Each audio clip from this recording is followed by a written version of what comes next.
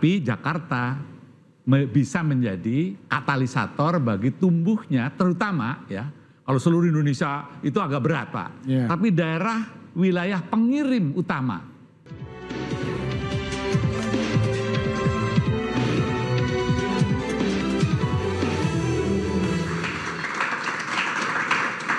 Kang Yayat, singkat saja solusi terbaik untuk masalah urbanisasi ini seperti apa? Yang pertama, tujuan urbanisasi pasti orang ingin status sosialnya naik, yang mobilitas sosialnya naik, dari lebih sejahtera. Pertanyaannya, siapa yang mensejahterakan? Kalau hanya menyerahkan kepada pemerintah, capek deh gitu ya.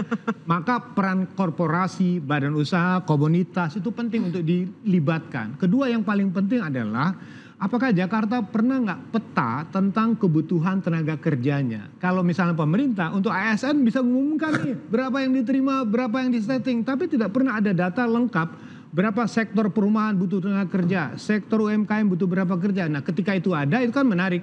Jadi kita tahu ketika ada musim PHK terjadi, ada potensi yang diberikan ruang untuk melakukan rekrutmen. Kira-kira begitulah. Bang Ciko, apakah bisa dibikin per sektor kebutuhan tenaga kerja yang dibutuhkan oleh Jakarta? Ini menarik banget. Saya senang banget diundang di acara ini hari ini ya. Kebetulan tadi masukan-masukan dari Mas Imam, Kang Yayat itu sangat berharga bagi kami. Tadi juga bisik-bisik Pak Tubrek sama Mas Yani ini harus kita undang khusus untuk bisa bicara ke depan kadis-kadis terkait ya, SKPD terkait. Dan semoga aja masukan-masukan ini terus kita terima dan bisa kita realisasi ke depan.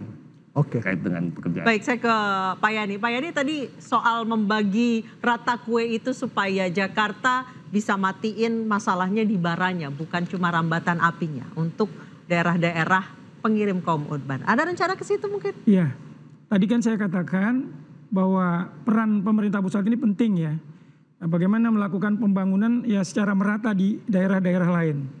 Kalau di daerah-daerah lain itu berjalan, makanya kita kalau itu berjalan kita berikan apresiasi. Artinya beban Jakarta sudah semakin berkurang. Buktinya apa? Maka dari tahun ke tahun sebenarnya kita lihat pada tahun ini, tahun 2024 16.000 yang datang. Kemudian perkiraan 2025 10 sampai 15.000 ya. Ini artinya sudah ada ya.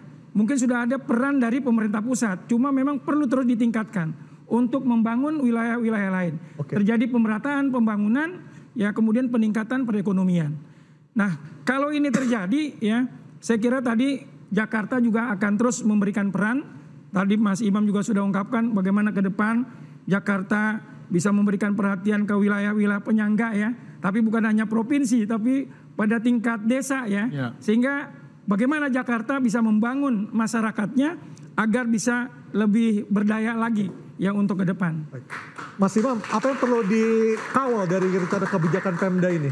Jadi saya setuju dengan Pak Yani bahwa ini tidak hanya bisa diserahkan hanya pemerintah DKI. Tetapi pemerintah Jakarta ini itu bisa menjadi stimulator, pendorong. Dan itu dananya itu lebih mudah daripada melobi yang di atas.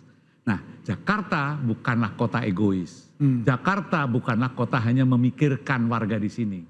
Tapi Jakarta bisa menjadi katalisator bagi tumbuhnya, terutama ya, kalau seluruh Indonesia itu agak berat Pak. Tapi daerah wilayah pengirim utama ya, itu bisa dipetakan. Ya, apakah itu dari Jawa Barat, Jawa Tengah, Jawa Timur, di mana lokasi-lokasi yang menjadi pengirim, dan nanti Jakarta dengan dananya yang ada ini bisa menstimulasi tumbuhnya pusat-pusat pelatihan di tingkat komunitas. Apakah itu peternakan, pertanian, perikanan, kerajinan.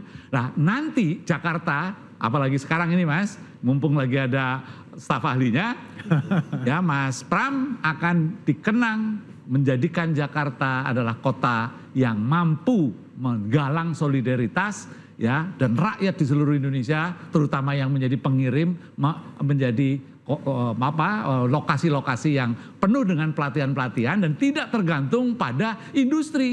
Gitu, kira-kira gitu. Mudah-mudahan Jakarta ke depan akan jauh lebih baik. Menyelesaikan masalah Jakarta dengan pemikir-pemikir hebat ditambah APBD yang sebenarnya besar itu sebenarnya super jumbo. Sebenarnya tidak terlalu sulit kalau dananya tidak dikorupsi. Saya Anissa Dasuki. Dan saya Aryo Ardi, terima kasih, selamat malam dan sampai jumpa.